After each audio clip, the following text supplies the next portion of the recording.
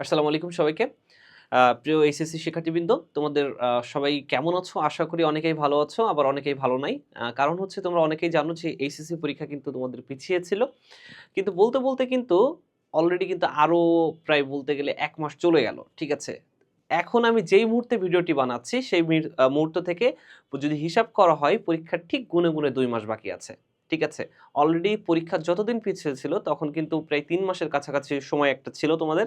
কিন্তু চোখের পলকেই তোমরা পরীক্ষা আসবে, পরীক্ষা পিছিয়েছে এই আনন্দ পালন করতেই কিন্তু ১ মাস চলে গেছে। এবং মজার কথা হচ্ছে আর এই কথা ভাবতেও তোমরা দেখবা যে নকিং এট দ্য ডোর পরীক্ষা তোমাদের একদম নক করতেছে এবং এটাই হবে। দরজায় খুব তাড়াতাড়ি নক করবে। এটাই সবথেকে বাস্তবতা। এবং এই মুহূর্ত থেকে আমি বলব যে সাধারণত ২ ধরনের স্টুডেন্ট এখন আমরা দেখতে পারবো। একটা হচ্ছে পরীক্ষা যতই পিছাক আর না পিছাক না কেন, কিছু স্টুডেন্ট আছে তারা আগেও পড়ালেখার ভিতরেই ছিল এবং তারা এখনো পর্যন্ত পড়ালেখার ভিতরে আছে এবং পরীক্ষা শেষ পর্যন্ত তারা পড়ালেখার ভিতরে থাকবে এবং তারা এই জীবনে সাফল্য অর্জন করবে। এটাই সত্য কথা। আর কিছু স্টুডেন্ট আমাদের আছে যারা এখনো পর্যন্ত ভেবেছো যে পরীক্ষা যেহেতু পিছিয়েছে পড়তে বসবো কিন্তু পড়তে বসা এখনো হয় নাই এবং পরীক্ষার আগের দিন পর্যন্ত তারা পড়তে বসবে না। ঠিক আছে? ঠিক তাদের জন্য এখন সবথেকে বড় সতর্কবার্তা যে এখন দয়া করে পড়ার টেবিলে ফিরে আসো। যে বিষয় নিয়ে কথা বলতেছিলাম সেটা হচ্ছে অনেকেই তোমার জিফরান ভাইয়ার থেকে অনেকগুলো জিনিস দেখছো যে ও সুন্দর করে তোমরা সুন্দর করে প্রত্যেকটা পয়েন্ট কিন্তু ও দেখাচ্ছে যে টেস্ট পেপার অ্যানালিসিস কিভাবে করবে এবং ঠিক একই জায়গা থেকে ও আমাদের পয়েন্ট অফ ভিউ থেকে দেখা যাচ্ছে অনেক স্টুডেন্ট জানিয়েছো যে টেস্ট পেপার অ্যানালাইসিসে বায়োলজি আমরা কিভাবে পড়বো। ঠিক আছে?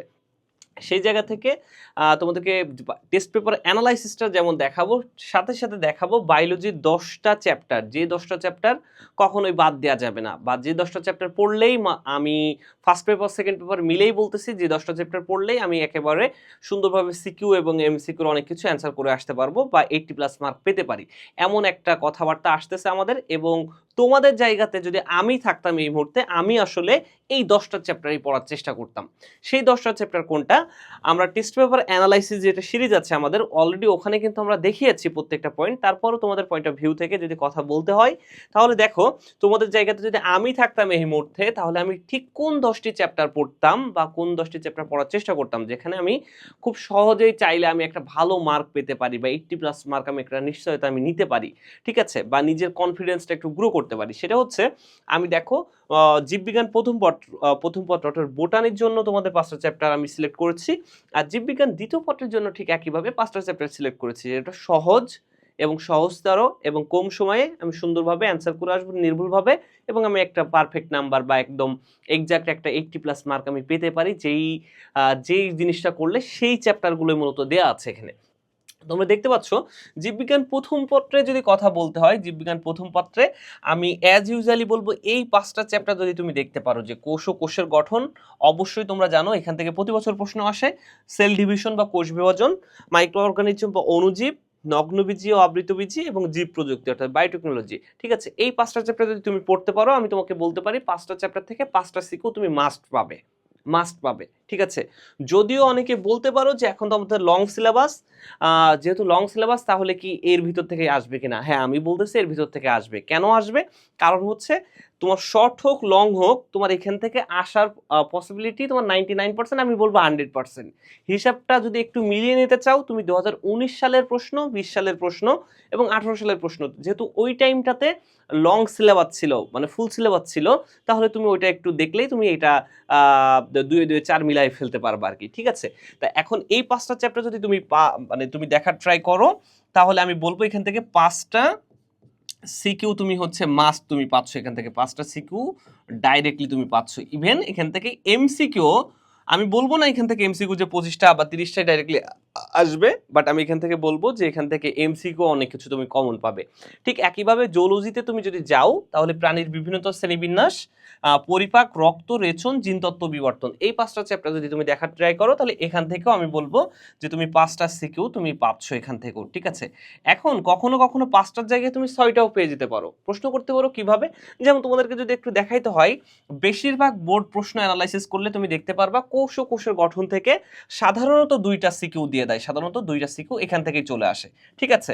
আবার কখনো বায়োটেকনোলজি থেকেও ২টা সিকিউ চলে আসে। ঠিক আছে, তাহলে এটা একটা কি দুইটা একদম যদি বলতে হয় ভাইটাল চ্যাপ্টার।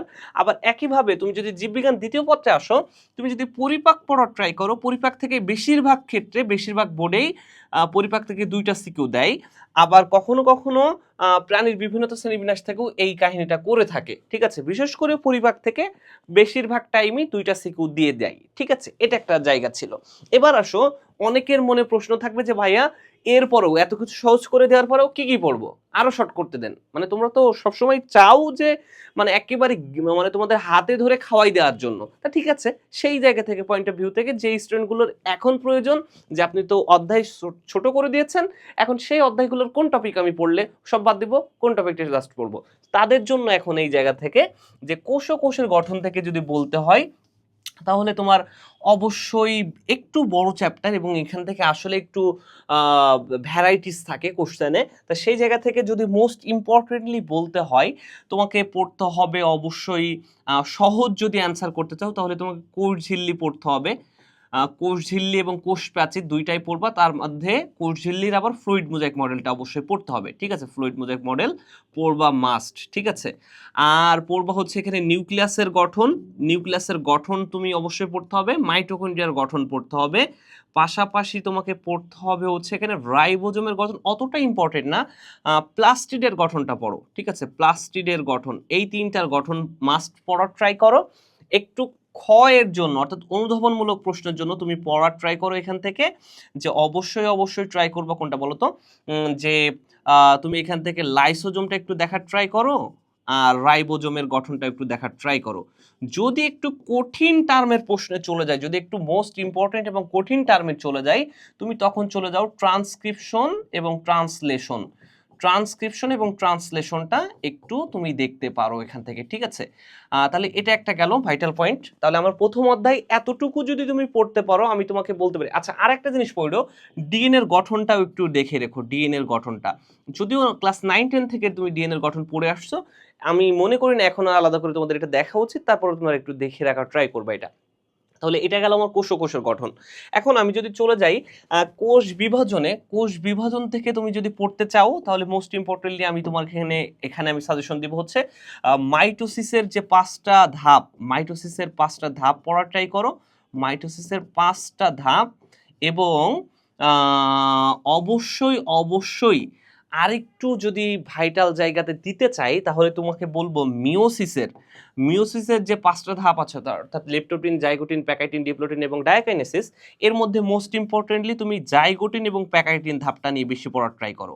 জাইগোটিন এবং প্যাকাইটিন ধাপে কি হচ্ছে এটা একটু দেখার ট্রাই করবা সব থেকে বেশি। ঠিক আছে, আর যদি আরেকটু প্লাস পয়েন্ট মানে প্লাস দিয়ে দেখাইতে হয় যে স্টার মার্ক দিয়ে যে কোনটা দেখবো ভাইয়া, তাহলে তুমি বলবো যে আমি একটু ক্রসিং ওভারটা পাশে দেখতে পারো, ক্রসিং ওভারটা। ঠিক আছে, ক্রসিং ওভারটা একটু দেখে রাখলে। এবার চলে আসো, আমি যদি বলে যাই অণুজীবে চলে যাই, অণুজীবে চলে যাইতে হলে অণুজীবে যে পয়েন্টটা দেখবা, অণুজীবের পয়েন্টটা তুমি দেখার ট্রাই করবা। অবশ্যই অবশ্যই ভাইরাসকে কেন জীব ও জড় সেতু বন্ধন বলা হয় এই পয়েন্টটা পড়বা। জীব প্লাস, আমি কিন্তু অনুধাবনমূলকও বলে দিচ্ছি, শুধু সিকিউর গঘানা, জীব ও জড়ের সেতু বন্ধন কেন বলা হচ্ছে এটা একটু পড়ার ট্রাই করতে হবে তোমাকে। আর পড়তে হবে ভাইয়া যে ভাইরাসের বিভিন্ন রোগ, অত একটু দেখবা এমসিকিউর জন্য বিশেষ করে।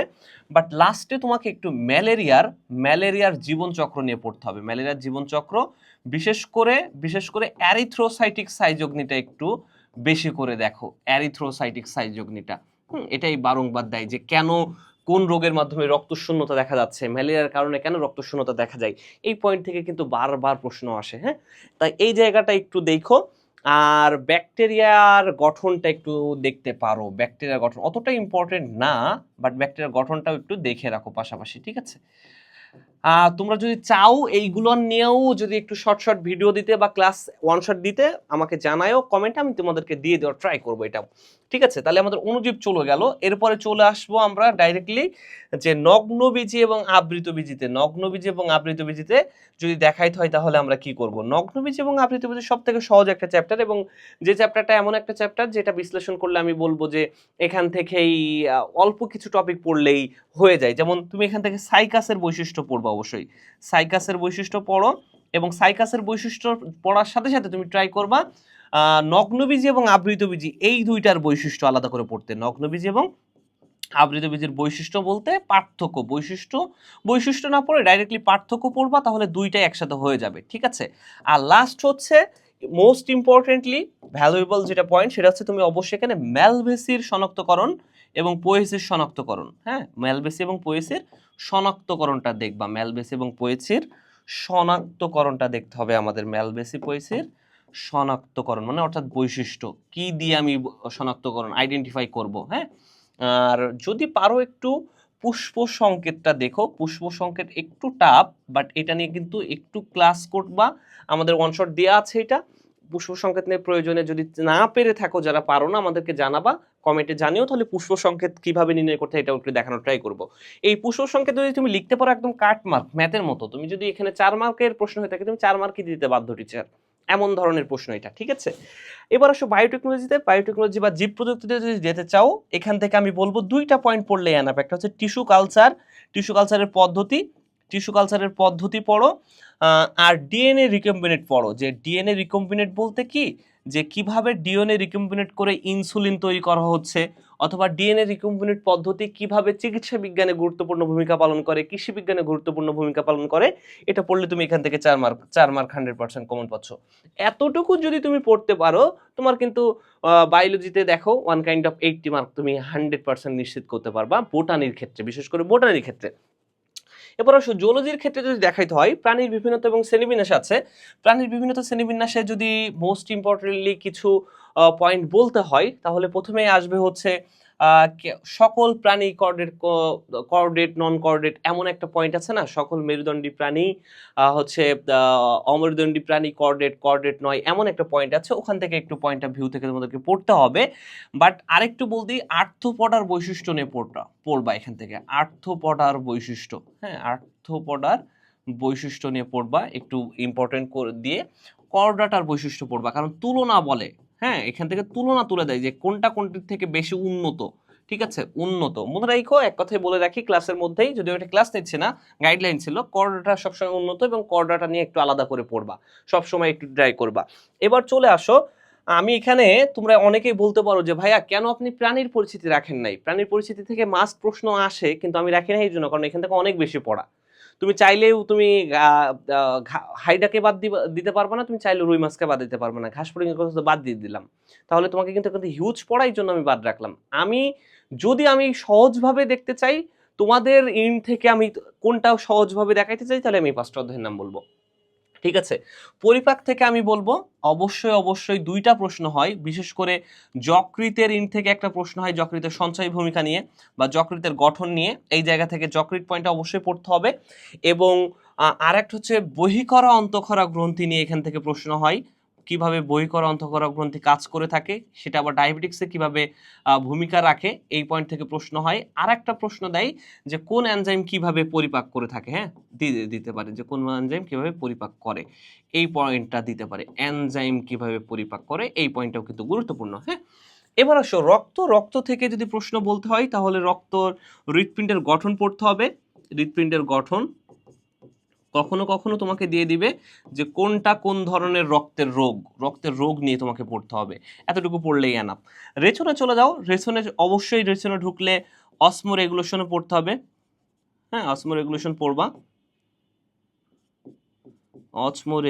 পড়বা, আর পড়বা হচ্ছে নেফ্রনের গঠনটা ভালোভাবে পড়ো। নেফ্রনের গঠন পড়বা, এবং নেফ্রনের গঠনে যদি একটু এদিক ওদিক হয়, তাহলে কোন ধরনের রোগ হয়, বৃক্কের রোগ নিয়ে একটু পড়তে হবে। জিনতত্ত্ব বিবর্তনের একটাই কথা, বর্ণান্ধতা নিয়ে পড়তে হবে, লাল সবুজ বর্ণান্ধতা, ঠিক আছে, বর্ণান্ধতা নিয়ে পড়ার ট্রাই করো। সেক্স লিঙ্ক ডিসঅর্ডারের, এক কথায় সেক্স লিঙ্ক ডিসঅর্ডারের পয়েন্ট থেকে পড়ো, ঠিক আছে। আর এখান থেকে পড়ো যে মানে এখান থেকে একটু বেশি করে দেখবা যে বর্ণান্ধতার কারণে কোনটি কার ক্ষেত্রে প্রভাবকটা ভূমিকা পালন করে থাকে, বাহক নয় কে, এই পয়েন্টগুলো একটু, যে গ্রাফ চার্ট ছিল, চার্টগুলো কিভাবে নির্ণয় করতে হয়, কেন 9:3 3:1, হ্যাঁ, তারপর 3:1 2:1, লিথাল জিনের কারণে কিভাবে 2:1 হচ্ছে, কেন লিথাল জিনের কারণে মারা যাচ্ছে একটা প্রাণী, এতটুকু পড়তে পারলেই কিন্তু তোমার জুলজিতেও, দেখো জুলজিতেও তোমাকে হাতে ধরাই দিলাম 80+ মার্ক। তাহলে আই থিংক এর থেকে সহজ জিনিস আর হয় না। এটা একটু করার ট্রাই করো। আই থিংক তোমার জন্য বেস্ট একটা সাজেশন আমি দেওয়ার ট্রাই করেছি এবং এটা যদি তুমি নিশ্চিতভাবে পড়তে পারো বা কমপ্লিট করতে পারো, তাহলে কিন্তু তোমার জন্য আগে থেকে একটা কনফিডেন্স গ্রো হবে এইজন্য কারণ তোমার বায়োলজি একমাত্র সাবজেক্ট তুমি জানো, যে সাবজেক্টটা তুমি যদি একটু কন্টিনিউয়াসলি পড়ে যাও, যে এখন এতদিন পড়ো নাই, এখন পড়লেও তুমি কমপ্লিট করতে পারবা। এটা এমন এক ধরনের সাবজেক্ট এবং তোমাদের বায়োলজির ক্ষেত্রে খুব সুন্দরভাবে 80+ বা 90+ মার্ক পাওয়া সম্ভব যদি এই জিনিসটা ফলো করে থাকো। যদি এরপরেও প্রত্যেকটা টপিকে যদি আলাদা করে না জেনে থাকো, টপিক নিয়ে যদি কোনো কিছু বলার থাকে বা এই পয়েন্টে তুমি জানতে চাও তাহলে কমেন্টে জানাও। আমরা ট্রাই করব তোমাদেরকে সেই সমাধানটাও দিয়ে দেওয়ার জন্য। আসসালামু আলাইকুম।